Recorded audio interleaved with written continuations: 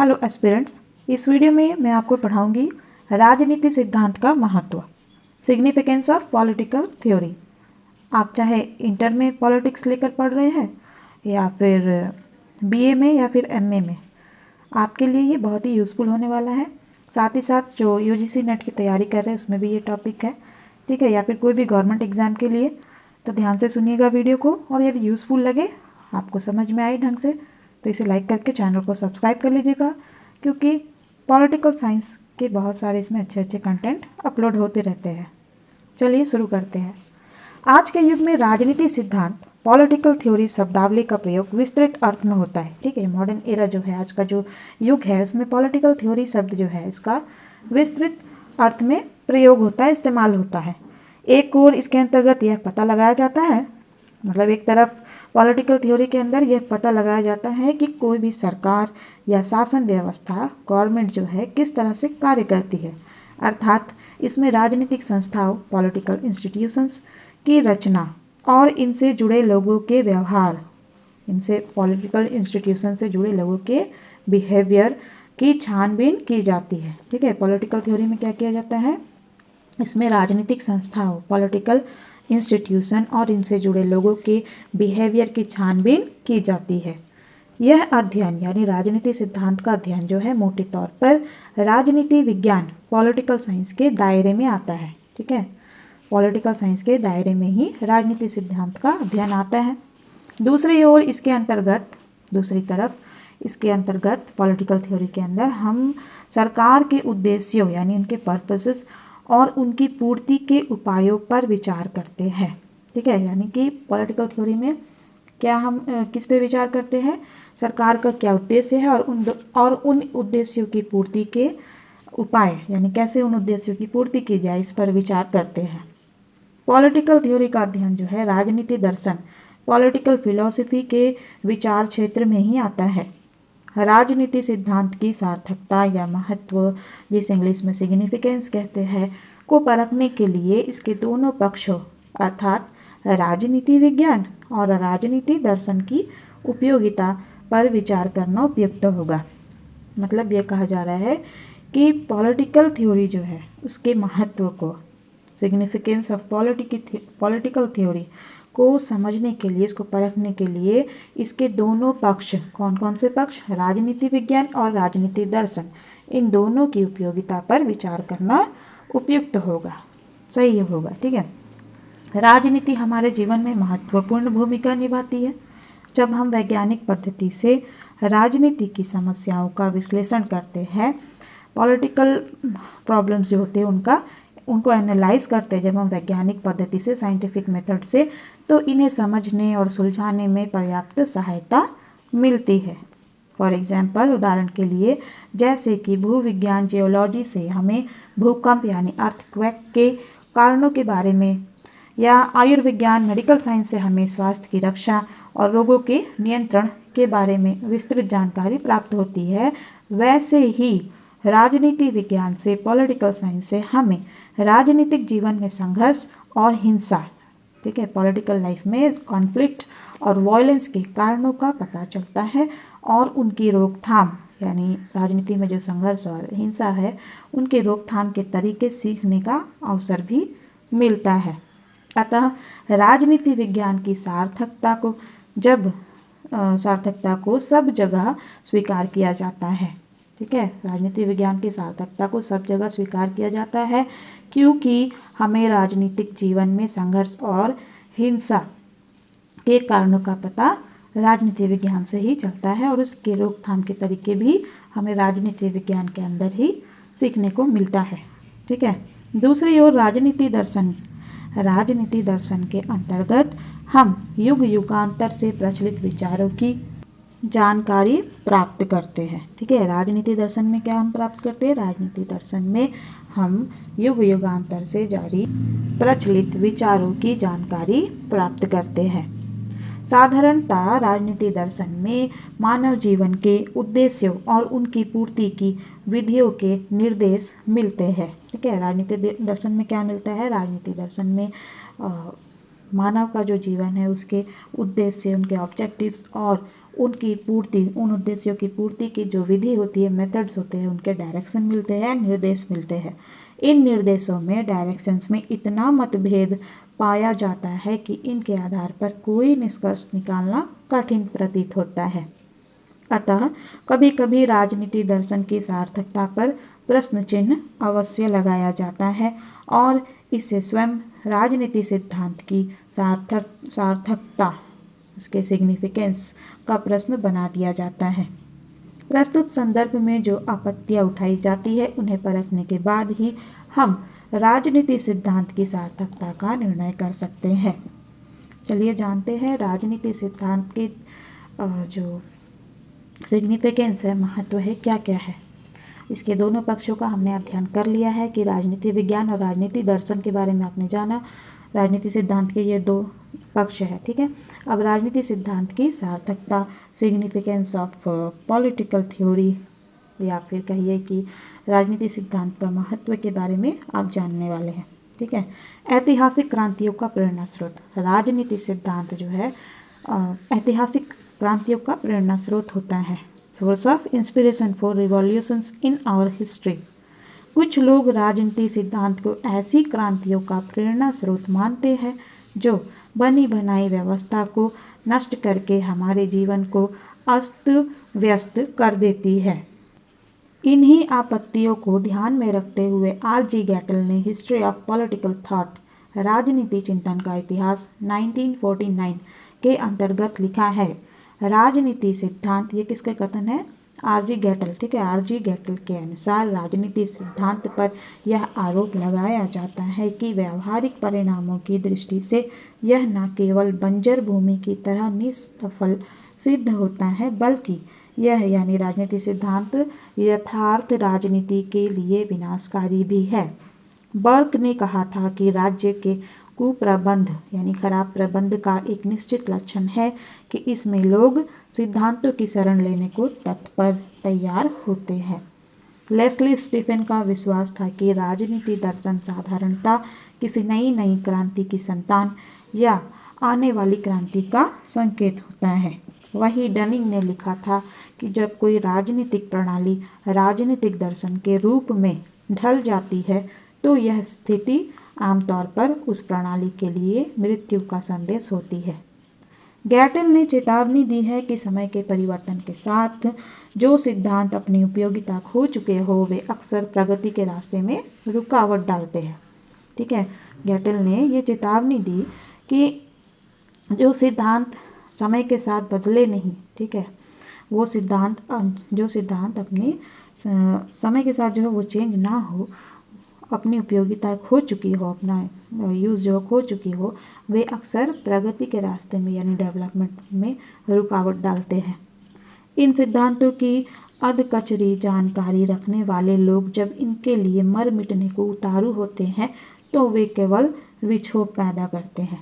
परंतु गैटल ने यह स्वीकार किया कि जब राजनीतिक सिद्धांत पॉलिटिकल प्रिंसिपल्स ऐसी हालत पैदा नहीं करते।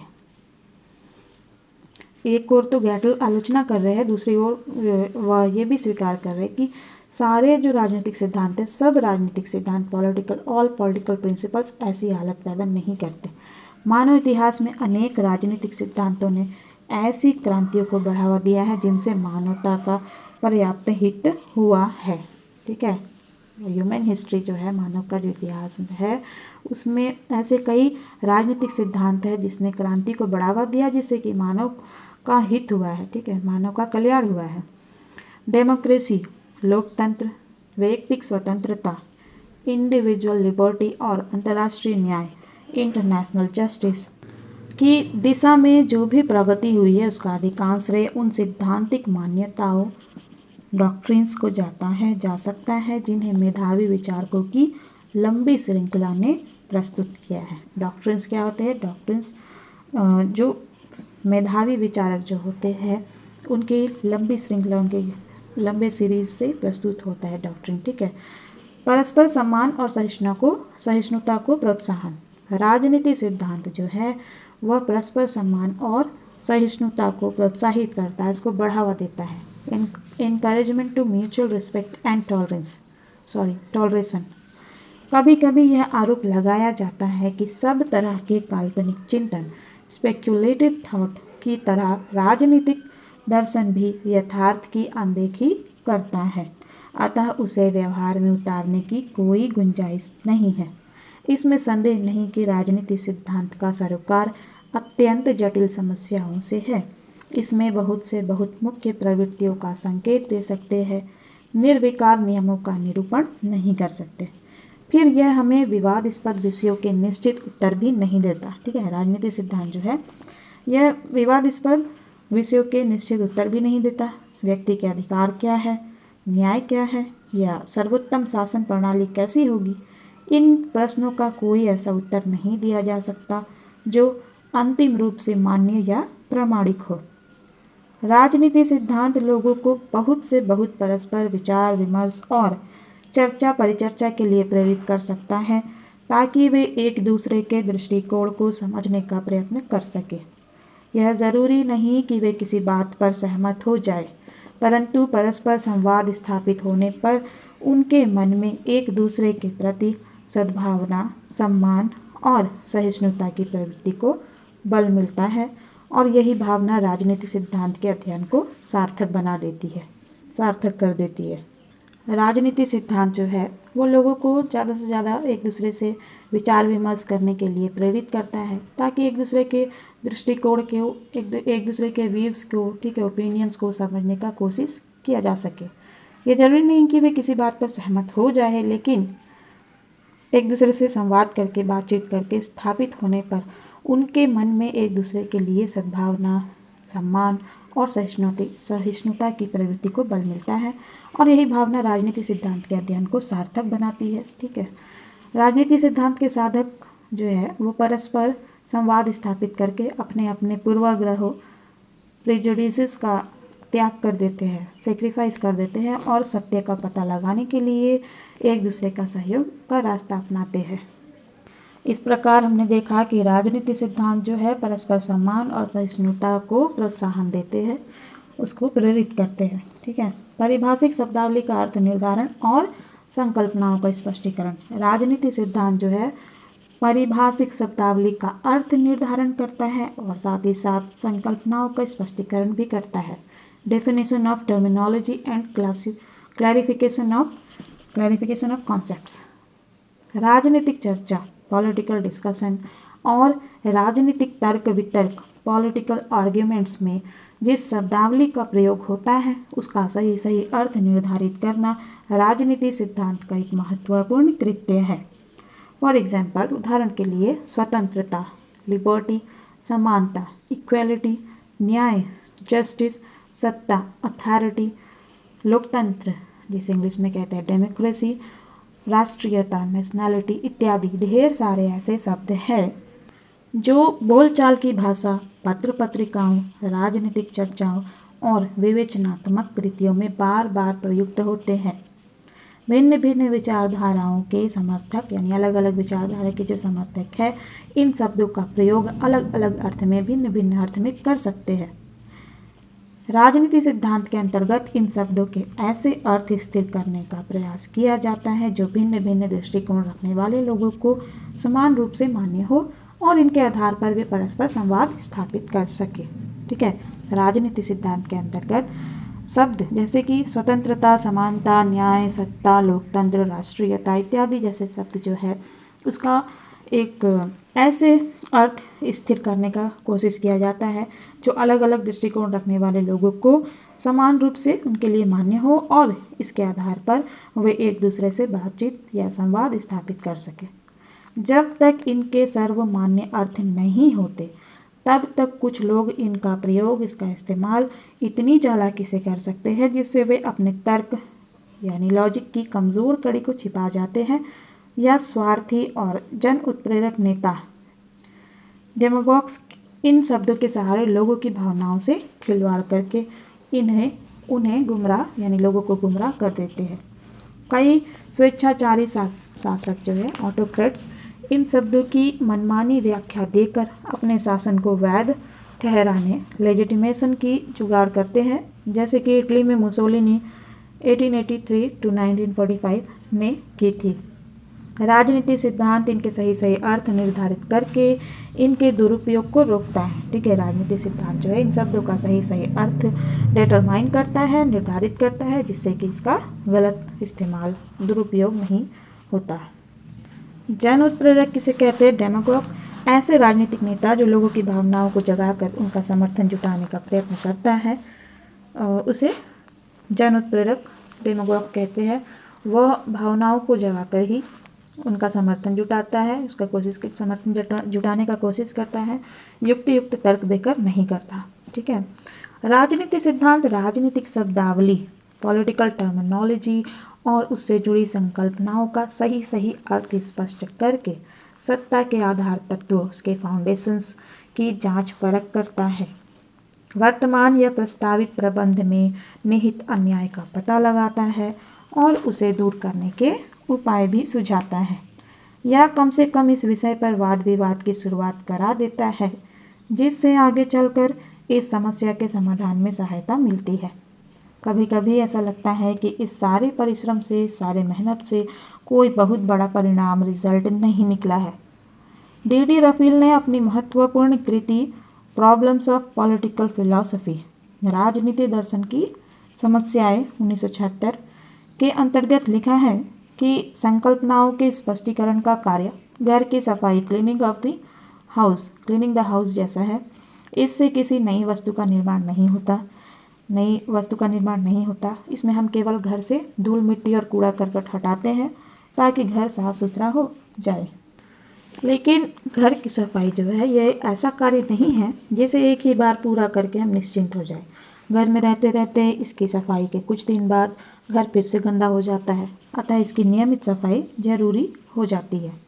इसी तरह राजनीतिक संकल्पनाओं का प्रयोग करते करते उनमें भी अनेक दुविधाएं और भ्रांतियां अपने आप पैदा हो जाती है, अतः हमें पुरानी समस्याओं से बार बार जूझना पड़ता है। कई बार हमें ऐसा लगता है कि हम कुछ भी आगे नहीं बढ़ पाए हैं, परंतु यह नहीं भूलना चाहिए कि राजनीतिक संकल्पनाओं से जुड़ी दुविधाओं और भ्रांतियों को दूर करके हमारी विश्लेषण शक्ति बढ़ जाती है, एनालाइजिंग पावर जो है बढ़ जाती है। घर की सफाई के रूपक को आगे बढ़ाते हुए रफील ने लिखा है कि जैसे जैसे सफाई के उन्नत उपकरणों का आविष्कार होता है वैसे वैसे हमारी कार्यकुशलता बढ़ जाती है। उदाहरण के लिए पहले इसके लिए साधारण झाड़ू का इस्तेमाल होता था, अब वैक्यूम क्लीनर आ गया है जिससे सफाई बहुत जल्दी और बढ़िया होती है। इसी तरह दार्शनिक अध्ययन में जब हमारी तर्क प्रणाली, मेथोडोलॉजी विकसित हो जाती है तब हमारी संकल्पनाओं में भी निखार आ जाता है। दार्शनिक अध्ययन में हमें यह आशा नहीं करनी चाहिए कि इससे हमें अपनी समस्याओं का अंतिम समाधान मिल जाएगा। इससे हम केवल यह आशा कर सकते हैं, यानी दार्शनिक अध्ययन से हम केवल यह आशा कर सकते हैं कि इससे हमें सोचने समझने का सही ढंग आ जाएगा और इस तरह हमारा परिश्रम जो है, हमारा मेहनत जो है वो सार्थक हो जाएगा। इतिहास की व्याख्या और सामाजिक पुनर्निर्माण। राजनीति सिद्धांत जो है इतिहास की व्याख्या करता है और सामाजिक पुनर्निर्माण का कार्य भी करता है। Interpretation of history and social reconstruction. राजनीति सिद्धांत के अध्ययन से हमें इतिहास की व्याख्या करने में भी सहायता मिलती है। किसी युग विशेष में प्रचलित राजनीति सिद्धांत से हमें तत्कालीन बौद्धिक वातावरण, उस समय के बौद्धिक वातावरण, इंटेलेक्चुअल एटमॉस्फेयर की जानकारी मिलती है और राजनीतिक संस्थाओं जो है, पॉलिटिकल इंस्टीट्यूशंस तथा राजनीतिक आंदोलनों, पॉलिटिकल मूवमेंट्स से जुड़ी विचारों का भी पता चलता है। उदाहरण के लिए प्लेटो के राजनीतिक चिंतन से हमें उस समय के एथेंस और तत्कालीन एथेंस और अन्य यूनानी नगर राज्यों के संकट का संकेत मिलता है और रूसो के चिंतन से हमें क्रांति पूर्व फ्रांस के लोगों की दशा, यानी फ्रांसीसी क्रांति जो हुई उससे पहले फ्रांस के लोगों की क्या दशा थी, उनकी सोच आशाओं की जानकारी मिलती है। अतीत के राजनीतिक चिंतन की जानकारी हमें वर्तमान राजनीति और अंतर्राष्ट्रीय संबंधों को समझने में भी सहायता देती है। ठीक है, जो अतीत के राजनीतिक चिंतन है वो हमें वर्तमान के पॉलिटिक्स और इंटरनेशनल रिलेशन को भी समझने में हेल्पफुल होता है। हमारी बहुत सारी वर्तमान समस्याएं अतीत की परिस्थितियों से पैदा हुई है। हमारी जो बहुत सारी प्रेजेंट प्रॉब्लम्स है, जो भी कॉन्फ्लिक्ट्स होते हैं, वो हमें पास्ट की परिस्थितियों सर्कमस्टेंसेस से पैदा हुई है। ठीक है, हमारे अतीत की ही परिस्थितियों से पैदा हुई है। हम आज के युग में ऐसे अनेक सिद्धांतों का प्रयोग करते हैं जो अतीत की परिस्थितियों से विकसित हुई है। फॉर एग्जाम्पल, उदाहरण के लिए संयुक्त राज्य अमेरिका की शासन प्रणाली आज भी शक्ति पार्थक्य सेपरेशन ऑफ पावर्स के सिद्धांत पर चलती है। वहीं ब्रिटिश शासन प्रणाली में आज भी विधि के शासन रूल ऑफ लॉ के सिद्धांत को स्वीकार किया जाता है और शक्ति संतुलन बैलेंस ऑफ पावर का सिद्धांत आज भी अंतर्राष्ट्रीय राजनीति का, इंटरनेशनल पॉलिटिक्स का एक महत्वपूर्ण तत्व, इम्पॉर्टेंट एलिमेंट माना जाता है। ये सब सिद्धांत अतीत के चिंतन की ही देन है। ठीक है, कौन कौन से सिद्धांत? रूल ऑफ लॉ, विधि के शासन, बैलेंस ऑफ पावर, ठीक है, शक्ति संतुलन और शक्ति पार्थक्य यानी सेपरेशन ऑफ पावर्स आदि जो सिद्धांत है, ये सब अतीत के चिंतन की ही देन है। ठीक है, पास्ट में जो चिंतन हुए उनकी ही देन है। हमारा वर्तमान हमारे अतीत और भविष्य के बीच की कड़ी है। ठीक है, वर्तमान जो है वो अतीत के बाद आया और भविष्य से पहले है। इस तरह हमारा वर्तमान हमारे अतीत और भविष्य के बीच की कड़ी है। हमारा भविष्य कैसा होगा, यह प्रश्न अक्सर हमें चिंता में डाल देता है। राजनीतिक परिवर्तन के प्रतिमान पैटर्न के बारे में दो धारणाएं मुख्य रूप से प्रचलित है, फेमस है। एक धारणा के अनुसार सरकार मनुष्यों की अपनी पसंद से नहीं बनती, बल्कि यह ऐतिहासिक विकास की स्वाभाविक शक्तियों का परिणाम होती है। हेगल और मार्क्स इसी धारणा के समर्थक है। ये विचारक हेगल और मार्क्स जो है ऐतिहासिक विकास की स्वाभाविक प्रक्रिया और नियमों को समझना चाहते हैं ताकि मानव समुदाय प्रगति की दिशा में अपनी भूमिका पहचान कर उनकी गति को तेज कर सके। ये विचारक हेगल और मार्क्स जो है परिवर्तन को विशेष महत्व देते हैं। जैसे कि मार्क्स ने कहा था, दार्शनिक अब तक विश्व की व्याख्या देते आए हैं, प्रश्न यह है कि इसमें परिवर्तन कैसे लाया जाए। Philosophers have so far interpreted the world, the point is to change it. दूसरी धारणा के अनुसार सरकार मनुष्य की अपनी सूझबूझ का परिणाम होती है। इस दृष्टि से राजनीति सिद्धांत हमें सर्वोत्तम शासन प्रणाली स्थापित करने के लिए महत्वपूर्ण उपकरण प्रदान करता है। कार्ल मेनहाइम 1893 to 1947 के अनुसार सामाजिक विज्ञान सोशल साइंस हमें सामाजिक पुनर्निर्माण का रास्ता दिखाता है। इस तर्क के अनुसार जैसे मनुष्य ने प्राकृतिक शक्तियों का ज्ञान प्राप्त करके उन्हें रचनात्मक दिशा में लगाया और एक भव्य सभ्यता का निर्माण किया है, वैसे ही सामाजिक शक्तियों का ज्ञान प्राप्त करके हम मानव प्रगति को बढ़ावा दे सकते हैं। राजनीति सिद्धांत इस ज्ञान का एक महत्वपूर्ण अंग होगा। उच्च कोटि का बौद्धिक प्रयास, एक्सीलेंट इंटेलेक्चुअल एफर्ट्स। दार्शनिक चिंतन के अन्य रूपों की तरह राजनीति चिंतन भी एक उच्च कोटि की बौद्धिक उपलब्धि है, अतः यह अपने आप में मूल्यवान है। पढ़े लिखे लोग उस सत्ता की प्रकृति को समझना चाहते हैं जिसके निर्देशन में वे अपना जीवन बिताते हैं। वे राजनीतिक जीवन की पढ़े लिखे लोग जो है राजनीतिक जीवन की सर्वोत्तम प्रणाली के विषय में अपनी सूझबूझ बढ़ाना चाहते हैं। प्लेटो, अरस्तु, एक्विनास, लॉक, रूसो, कांट और मिल जैसे महान और प्रतिभाशाली दार्शनिकों ने राजनीति दर्शन में जो अभिरुचि दिखाई है वह इस बात का प्रमाण है कि यह एक महत्वपूर्ण बौद्धिक प्रयास है। जैसे कि प्रबुद्ध लोग साहित्य, संगीत और कला के मर्म को जानकर अपने जीवन को सुरुचिपूर्ण बनाते हैं, वैसे ही राजनीति दर्शन का ज्ञान प्राप्त करके वे अपनी सामाजिक चेतना को विकसित करना चाहते हैं। यदि समाज का प्रबुद्ध वर्ग राजनीति सिद्धांत में अभिरुचि नहीं लेगा तो इससे सामाजिक जीवन को भारी क्षति पहुंच सकती है। यदि समाज के जो बुद्धिमान वर्ग है वे राजनीति सिद्धांत यानी पॉलिटिकल थ्योरी में इंटरेस्ट नहीं लेगी तो इससे सामाजिक जीवन को भारी क्षति या नुकसान पहुंच सकती है। डेविड हेल ने अपनी महत्वपूर्ण कृति पॉलिटिकल थ्योरी टुडे आज का राजनीति सिद्धांत 1991 की भूमिका के अंतर्गत लिखा है। इसमें संदेह नहीं कि कुल मिलाकर राजनीति सिद्धांत के अध्ययन से जुड़े कार्य अत्यंत श्रम साध्य है, परंतु यदि इनकी ओर पूरा ध्यान नहीं दिया जाएगा तो हमेशा यह खतरा बना रहेगा कि राजनीति अक्ल के अंधे, स्वार्थी या सत्ता लोलुप लोगों के हाथ में पड़ जाएगी। यह जरूरी नहीं कि इन कार्यों की ओर पूरा ध्यान देने पर हमें उत्तम जीवन प्राप्त हो जाए, परंतु इससे कम से कम हम समकालीन राजनीतिक समुदायों की प्रकृति, उनके भिन्न भिन्न शक्ति केंद्रों, अंतर्विरोध के स्थलों और इन सब के परस्पर संबंध को ज़्यादा अच्छी तरह समझ सकते हैं। राजनीतिक तर्क का निर्माण और परीक्षण। राजनीतिक सिद्धांत जो है राजनीतिक तर्क का निर्माण करता है और परीक्षण भी करता है। Construction and testing of political arguments. अपनी राजनीतिक समस्याओं के समाधान के लिए हमें बहुत बार मानव प्रकृति, ह्यूमन नेचर, नागरिक के दायित्वों और अधिकारों तथा अन्य के सिद्धांतों के बारे में कोई निर्णय करना पड़ता है। यदि हम ऐसे प्रत्येक प्रश्न पर नए सिरे से विचार शुरू कर देंगे तो यह कार्य बहुत कठिन हो जाएगा। राजनीति सिद्धांत के अध्ययन से हमें यह पता चलता है कि इन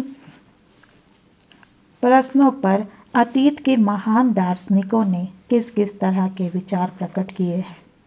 उनके आधार पर हमें अपने निष्कर्ष तक पहुंचने में बहुत सहायता मिलती है। फॉर एग्जाम्पल, उदाहरण के लिए व्यक्ति यानी इंडिविजुअल और राज्य स्टेट के परस्पर संबंध पर विचार करते हुए Thomas Hobbes 1588 to 1679, John Locke 1632 to 1704, Jean Jacques Rousseau 1712 to 1778, G.W.F. Hegel 1770 to 1831, T.H. Green 1836 to 1882 और H.J. लास्की 1893 to 1950 ने अपनी अपनी मान्यताओं के अनुसार अपने अपने ढंग से राजनीतिक दायित्व पॉलिटिकल ऑब्लिगेशन के भिन्न भिन्न आधार, इसके अलग अलग आधार और भिन्न भिन्न सीमाओं का विवरण दिया है। इनमें से कौन कौन सी मान्यताएं कितनी युक्ति युक्त है, इस पर तर्क वितर्क तो हो सकता है, लेकिन कोई अंतिम निर्णय नहीं दिया जा सकता। इसी तरह लॉक ने प्राकृतिक अधिकारों का जो सिद्धांत थ्योरी ऑफ नेचुरल राइट्स रखा, उसका कोई अनुभवमूलक आधार एम्पिरिकल बेसिस नहीं ढूंढा जा सकता। संक्षेप में, राजनीति दर्शन की परंपरा से हमें तथ्यों के बारे में सर्वथा प्रामाणिक जानकारी चाहे ना भी मिले, परंतु मानव जीवन के लक्ष्यों और उद्देश्यों के बारे में हमारी संकल्पनाओं को स्पष्ट करने में इससे सहायता अवश्य मिलती है।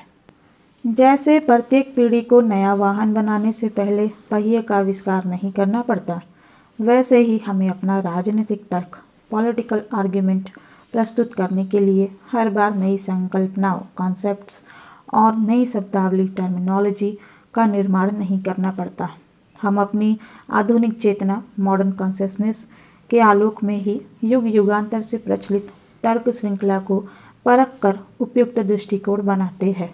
उदाहरण के लिए, अरस्तु ने दास प्रथा स्लेवरी का समर्थन करते हुए यह तर्क दिया था कि केवल स्वतंत्र जन फ्री मैन ही सद्गुण यानी वर्च्यू की क्षमता रखते हैं। दास जो होते हैं स्लेव्स में यह क्षमता यानी सद्गुण नहीं होती, दास में सद्गुण नहीं पाई जाती, अतः दास का जीवन स्वामी यानी मास्टर की सेवा में ही सार्थक होता है। आज के युग में दास प्रथा तो प्रचलित नहीं है, परंतु सामाजिक विषमता सोशल इनइक्वालिटी की ज्वलंत समस्या अवश्य विद्यमान है, अतः इसका विश्लेषण जरूरी हो जाता है। रूसो ने प्राकृतिक विषमता नेचुरल इनइक्वालिटी और परंपरागत विषमता कन्वेंशनल इनइक्वालिटी में जो अंतर स्पष्ट किया था, उससे इस विषमता के विश्लेषण का तर्कसंगत मानदंड प्राप्त कर सकते हैं। परंतु इस विषमता के कई समर्थक अरस्तु के तर्क को ही घुमा फिरा कर दोहराते दिखाई देते हैं। कुछ समय पहले तक उपनिवेशवाद कॉलोनियलिज्म के समर्थक भी कुछ ऐसा ही तर्क देते थे। ऐसे किसी भी सिद्धांत को स्वीकार या अस्वीकार करने से पहले अरस्तु के तर्क को परखना जरूरी हो जाता है। हम देखते हैं कि सद्गुण की क्षमता के बारे में अरस्तु की सारी धारणा गोलमोल है। मानवीय क्षमताओं की तुलना इस आधार पर नहीं हो सकती। इनकी तुलना शारीरिक शक्ति फिजिकल स्ट्रेंथ, बुद्धि लब्धि, इंटेलेक्चुअल कोसेंट और अभिक्षमता परीक्षण एप्टीट्यूड टेस्ट इत्यादि के आधार पर की जा सकती है और इनमें इतने भारी अंतर नहीं पाए जाते कि एक स्तर के लोगों को स्वामी बनने योग्य समझा जाए और दूसरे स्तर के लोगों को दास बनने योग्य समझा जाए। इस मामले में जर्मन दार्शनिक इमैनुअल कांट 1724 to 1804 का दृष्टिकोण आधुनिक चेतना के अनुरूप होगा। इमैनुअल कांट के अनुसार प्रत्येक मनुष्य केवल मनुष्य के नाते गरिमा डिग्निटी से संपन्न है, जिसे किसी सांसारिक मूल्य वैल्यू से नहीं तोला जा सकता। अतः प्रकृति ने किसी को किसी का दास नहीं बनाया। प्रकृति ने किसी को किसी का दास नहीं बनाया। प्रत्येक मनुष्य अपने आप में साध्य एंड इन इटसेल्फ है। कोई मनुष्य दूसरे के साध्य का साधन मीन्स टू अनदर्स एंड नहीं हो सकता। सब मनुष्य प्रकृति से स्वतंत्र हैं और वे अपनी स्वतंत्र इच्छा से ही परस्पर लाभ के लिए एक दूसरे के प्रति कोई दायित्व स्वीकार कर सकते हैं। शर्त यह है कि प्रत्येक मनुष्य अपने आप में साध्य रहेगा। कोई भी मनुष्य किसी भी हालत में ऐसा दायित्व स्वीकार नहीं कर सकता कि वह अपनी स्वतंत्रता का त्याग करके, अपनी लिबर्टी को सेक्रीफाइस करके दूसरे की संपत्ति प्रॉपर्टी बन जाएगा। यह बात महत्वपूर्ण है कि समकालीन राजनीति दार्शनिक जॉन रॉल्स 1921 to 2002 ने न्याय के सिद्धांत निर्धारित करने के लिए जिन वार्ताकारों नेगोशिएटर्स की कल्पना की है, वे मनुष्य के बारे में कांट की संकल्पना का प्रतिनिधित्व करते हैं। कुछ आलोचक यह तर्क देते हैं कि पुराना राजनीतिक चिंतन जिन जिन परिस्थितियों में प्रस्तुत किया गया वे अब बदल चुकी है, अतः आज के युग में उसकी कोई प्रासंगिकता यानी रेलेवेंस नहीं रह गई है। यह तर्क बहुत युक्ति युक्त नहीं है। माना कि पुराने राजनीतिक दर्शन का मुख्य सरोकार अपने अपने समय की राजनीति से था, परंतु उसके अंतर्गत जगह जगह मनुष्य और समाज के बारे में चिरंतन सत्य की अभिव्यक्ति हुई है। उसमें ऐसी समस्याएं उठाई गई हैं जो देश काल की सीमाओं से परे है, जो देश देशांतर और युग युगांतर के लिए समान रूप से प्रासंगिक है। ऐसा चिंतन ऐतिहासिक परिस्थितियों की देन तो है, लेकिन वह सार्वजनीन और सर्वकालीन चर्चा का विषय है। किसी भी विचारक के चिंतन का कुछ अंश उसकी अपनी परिस्थितियों और प्रयोजनों की अभिव्यक्ति हो सकती है, परंतु उसका बहुत बड़ा हिस्सा चिरंतन सत्य की अभिव्यक्ति होता है। उसका विस्तृत विश्लेषण करके हम उसके सार्वजनीन और सर्वकालीन अंश की पहचान कर सकते हैं और इसके आधार पर अपने राजनीतिक तर्क का निर्माण कर सकते हैं। यह नहीं मान लेना चाहिए कि पुराना सारा चिंतन किन्हीं विशेष परिस्थितियों और प्रयोजनों का परिणाम मात्र है। उदाहरण के लिए प्लेटो ने आदर्श राज्य की जो संकल्पना प्रस्तुत की, उसे हम कल्पना लोक यूटोपिया का चित्र मानकर अस्वीकार कर सकते हैं, परंतु उसने लोकतंत्र के अंतर्गत राजनीतिज्ञों की चालबाजियों का जो विवरण दिया है वह आज भी बहुत सही मालूम होता है। एरिस्टोटल ने दास प्रथा के पक्ष में जो तर्क दिए उन्हें तो हम स्वीकार नहीं कर सकते, परंतु उसने राज्यों के अंतर्गत विद्रोह रिबेलियन की जो कारण स्पष्ट किए वे आज भी बहुत सार्थक प्रतीत होते हैं। फिर मैकियावेली 1469 to 1527 ने राजनीति और नैतिकता के बीच जो दीवार खड़ी की उसे हम मान्यता नहीं देते, परंतु कूटनीति डिप्लोमेसी के क्षेत्र में हम उसकी अनोखी सूझबूझ से लाभ उठा सकते हैं। वहीं हॉब्स 1588 to 1679 ने मानव प्रकृति का जो विवरण दिया है उसे हम ज्यों के त्यों स्वीकार नहीं कर सकते, परंतु उसे हम बुर्जुआ मानव बुर्जस मैन के व्यवहार का दर्पण मानकर पूंजीवाद कैपिटलिज्म के विश्लेषण के लिए अंतर्दृष्टि प्राप्त कर सकते हैं, जिसमें मनुष्य सभ्य समाज की मर्यादाओं का पालन करते हुए अपने स्वार्थ साधन के प्रति निरंतर सजग और सचेत रहता है। आज हम यह निष्कर्ष निकालते हैं कि हॉब्स कानून और व्यवस्था परक राज्य लॉ एंड ऑर्डर स्टेट का प्रवक्ता है। कल्याणकारी राज्य वेलफेयर स्टेट या सेवाधर्मी राज्य सर्विस स्टेट की संकल्पना के लिए उसके चिंतन में कोई गुंजाइश नहीं है। लॉक 1632 टू 1704 के चिंतन में हमें संपत्ति के अधिकार राइट टू प्रॉपर्टी के दार्शनिक आधार का विवरण मिलता है, जो उदीयमान पूंजीवादी व्यवस्था को सहारा देने के लिए ज़रूरी था। आज हम लॉक की तरह संपत्ति के अधिकार को परम पावन सैक्रोसैंक्ट तो नहीं मानते, परंतु उसने सरकार को एक न्यास या ट्रस्ट के रूप में स्थापित करके संविधानवाद कॉन्स्टिट्यूशनलिज्म का जो आधार प्रस्तुत किया, उसे हम आज भी मान्यता देते हैं। रूसो 1712 से 1778 के सामान्य इच्छा रूसो का सामान्य इच्छा जनरल विल के सिद्धांत से हमें लोकप्रिय प्रभुसत्ता पॉपुलर सॉवरेंटी का सर्वोत्तम आधार प्राप्त होता है, जो कि आधुनिक लोकतंत्र की बुनियाद है। वही हेगेल 1770 टू 1831 के जिनका जीवन काल है, उनके चिंतन से हमें हेगेल के चिंतन से हमें नागरिक समाज सिविल सोसाइटी के अंतर्गत राजनीतिक दायित्व पॉलिटिकल ऑब्लिगेशन का जो आधार मिलता है, वो आज भी सार्थक है। हालांकि हेगेल ने राष्ट्र राज्य नेशन स्टेट का जो गौरव गान किया है, उसे हम ज्यों के त्यों स्वीकार नहीं कर सकते। फिर हेगेल ने राज्य और नागरिक समाज में जो अंतर किया था, हर्बर्ट मार्क्यूजे 1898 टू 1979 ने समकालीन समाज की समस्याओं के विश्लेषण के लिए उसका प्रयोग करते हुए यह तर्क दिया है कि आज के पूंजीवाद कैपिटलिज्म के अंतर्गत राज्य पर नागरिक समाज का प्रभुत्व स्थापित हो गया है, जबकि साम्यवाद कम्युनिज्म के अंतर्गत नागरिक समाज पर राज्य का प्रभुत्व स्थापित हो गया है। मार्क्यूजे ने तर्क दिया कि नागरिक स्वतंत्रता सिविल लिबर्टी की रक्षा के लिए समाज को इन दोनों तरह की विकृतियों से मुक्त करना जरूरी है। कार्ल मार्क्स, जिनका जीवन काल 1818 से 1883 की रही, उनकी आरंभिक कृति कार्ल मार्क्स की आरंभिक शुरुआती जो कृति है economic and philosophic manuscripts of 1844 1844 की आर्थिक और दार्शनिक पांडुलिपियां के अंतर्गत बुर्जुआ समाज बोर्जिस सोसाइटी की जो आलोचना प्रस्तुत की गई थी, उसे समकालीन संदर्भ में मार्क्यूजे ने नए रूप में विकसित किया है।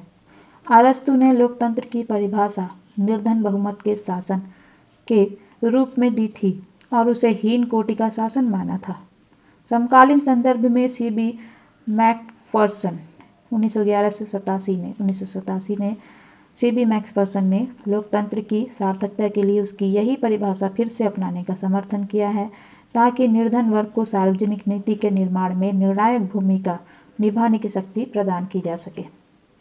समकालीन राजनीति दार्शनिक जॉन रॉल्स 1921 से 2002 जॉन रॉल्स ने न्याय सिद्धांत के अन्वेषण के लिए लॉक की अनुबंध मूलक पद्धति कॉन्ट्रैक्चुअल मेथड को नए रूप में अपनाने का प्रयत्न किया है और विवेकशील वार्ताकारों रैशनल नेगोशिएटर्स की संकल्पना के लिए मनुष्य के बारे में कांट 1724 से 1804 जिनका जीवन काल रहा, कांट उनकी संकल्पना को अपनाया है।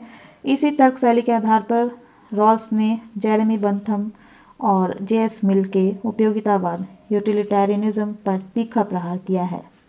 न्याय सिद्धांत के दूसरे समकालीन व्याख्याकार रॉबर्ट नॉजिक ने लॉक की ही अनुबंध मूलक पद्धति का सहारा लेकर स्वेच्छातंत्रवाद लिबर्टेरियनिज्म की पुष्टि की है, जो रॉल्स के समतावाद इगैलिटेरियनिज्म से सर्वथा भिन्न है। दूसरी ओर स्वेच्छातंत्रवाद के समकालीन प्रवर्तक मिल्टन फ्रीडमैन ने हर्बर्ट स्पेंसर की 80 साल पुरानी तर्कशैली को नए रूप में दोहराने का प्रयत्न किया है।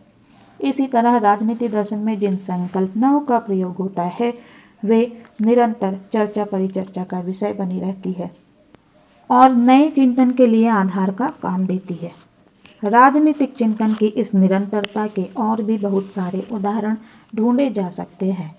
नई परिस्थितियों के विश्लेषण के लिए कहीं केवल पुरानी संकल्पनाओं का प्रयोग किया जाता है, कहीं उनका खंडन किया जाता है, कहीं उनमें संशोधन कर दिया जाता है। राजनीति सिद्धांत के अध्ययन से हमें प्रस्तुत समस्याओं के विश्लेषण के लिए और अपने राजनीतिक तर्क पॉलिटिकल आर्ग्यूमेंट्स का निर्माण करने के लिए पर्याप्त सहायता और अंतर्दृष्टि प्राप्त होती है। प्रस्तुत संदर्भ में डांटे जर्मिनो की यह टिप्पणी सर्वथा उपयुक्त है।